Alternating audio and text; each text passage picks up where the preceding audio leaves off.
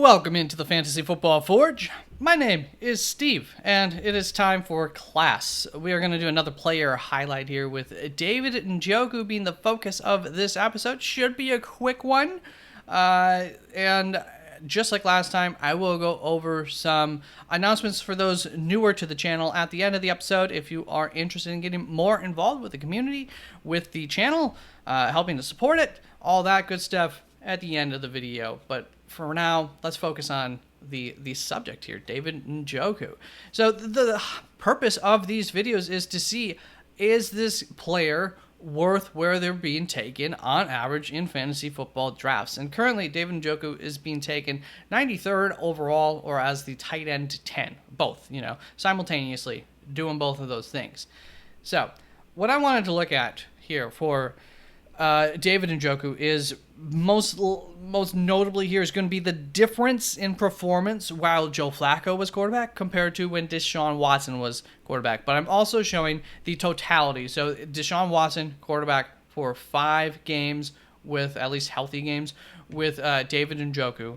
Joe Flacco healthy for 6 games with David Njoku. And then there's 5 more games that David Njoku played where somebody else was helming the quarterback position outside of those two. Remember, lots of quarterback issues for Cleveland last year, despite having such an amazing defense.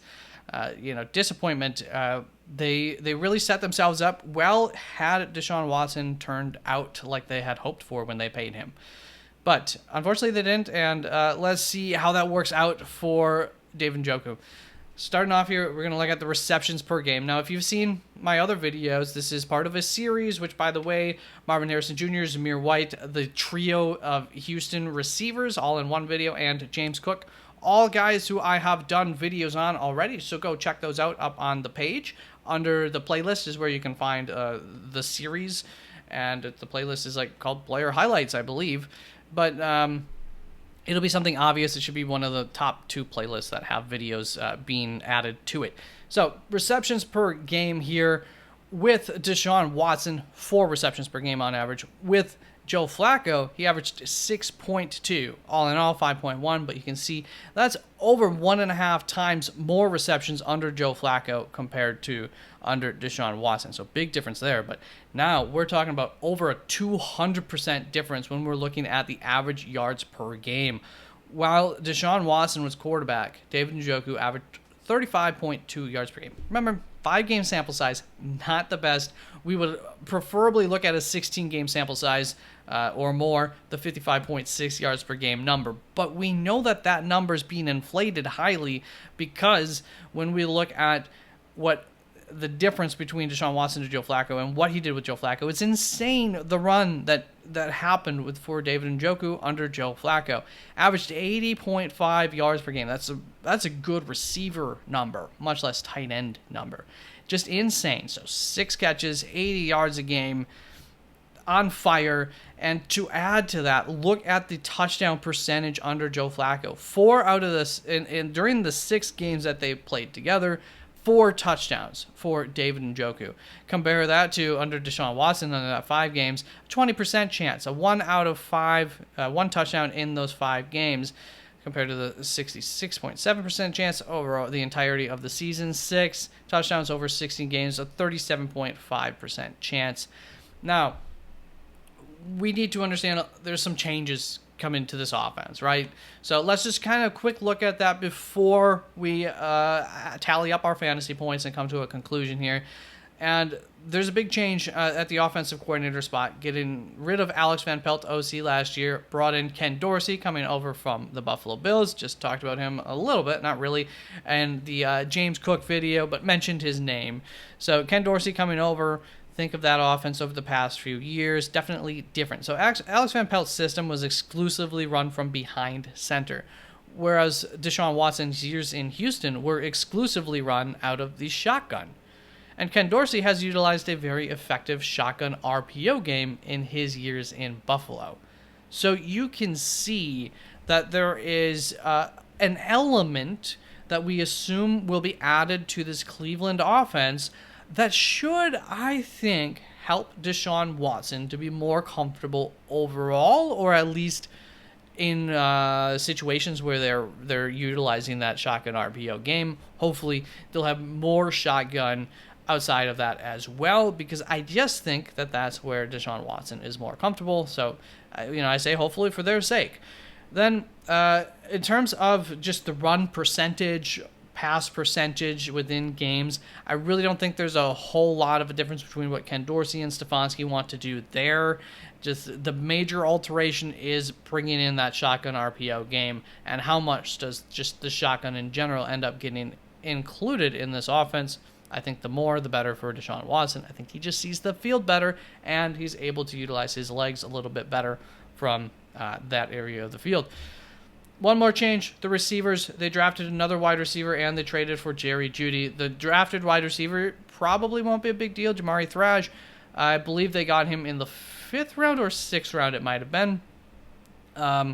I think a good get for them, but it shouldn't play a whole lot. However, Jerry Jeudy is going to make a difference. They have invested in this wide receiver core now over the past 2 years, so I do anticipate a higher percentage of throws to be going to the wide receivers than the 56% that we saw last year in 2023. Now it's time to add up the fantasy points with Deshaun Watson. We saw 2 receptions, 2 points coming from receptions per game, about 3.5 points per the yards per game, and 1.2 fantasy points for touchdowns on average per game. That's going to bring us to 7.7 fantasy points per game on average, which is the tight end 12.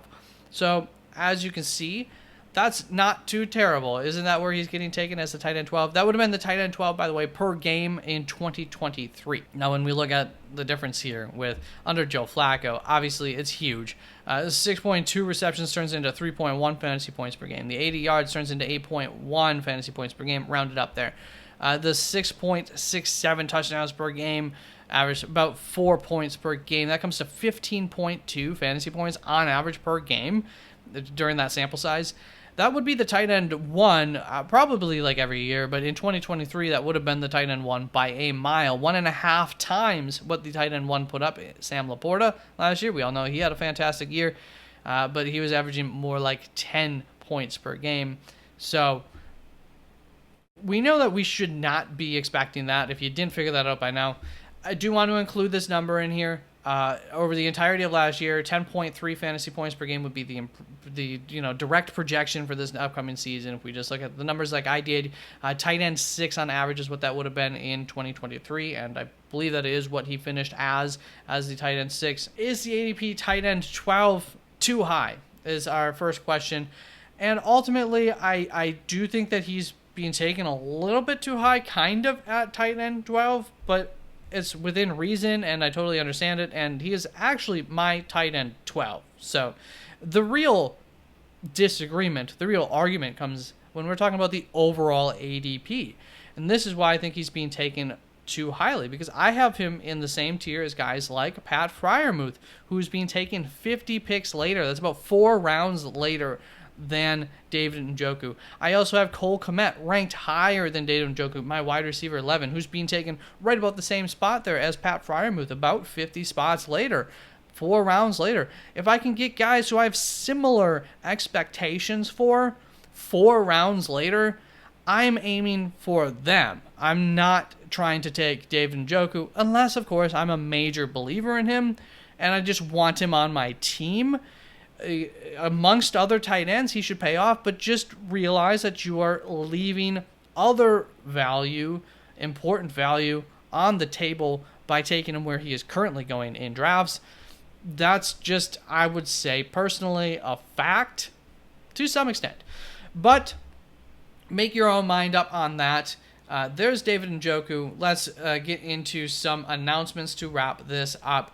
If you are interested in getting more involved with the channel, helping me out, that's of course appreciated, and I give you what I can. So if you're not aware, very involved in NFL stuff, NFL Combine, NFL Draft. So when that time of the year comes out, you get access to all sorts of stuff. You can see what I had You can look at the access that I have from this previous year. I give you charts for the NFL Combine stuff, and then all my player analysis is still up there, which might be able to come in handy this year if a player gets an opportunity mid-season, later on in the season, and you're wondering if you should maybe pick them off at the waiver wire. You can go and check out my analysis on them and see if you think that lines up to somebody who you want to take a shot on.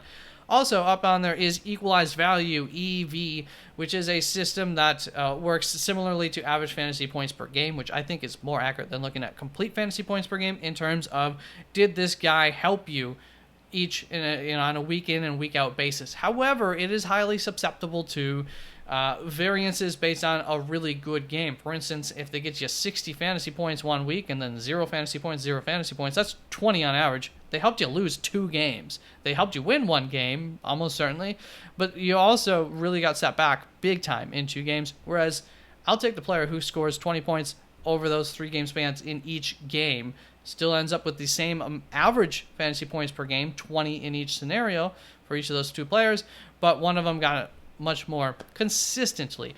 And that's what equalized value does, is it smashes together a little bit the outputs, and it gives you a look at which players consistently helped you week in and week out more accurately. And I've proven time and time again on this channel that it is a more accurate number than the average fantasy points per game in terms of letting you know who's going to help you who's helped you win more games. I keep that sheet up to date throughout the season after like week 3, because you don't want to use it that early on. It is something that you could use to help identify players that you want to get rid of on your own team or trade for somebody else come week 6, 7, 8.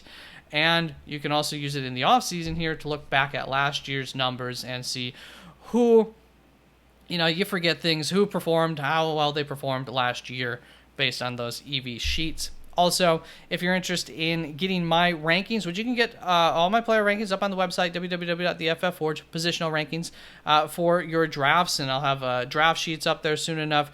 You can get all that stuff up on the website, but if you want full PPR or standard format specific rankings, you're going to need to put in a request for them. So I have 2 channels, a channel each on the server where you could request that, and the moment it gets requested, I will go out and do that. And also, if you're interested in doing a Listeners League, a 2024 Fantasy Football League, we can try to get that together. There is a channel for that. Just hop on in there. Let me know that you're interested. When we get enough people, we will go. Or we might just end up getting the crew that's meeting up every Thursday night when I go live. We're doing mock drafts as a group. Every week it's getting bigger, so you join in on that, and maybe that will just turn that group into a fantasy league soon enough. So thank you very, very much. Peace out. Love you all, and welcome to the channel. I hope you like the content.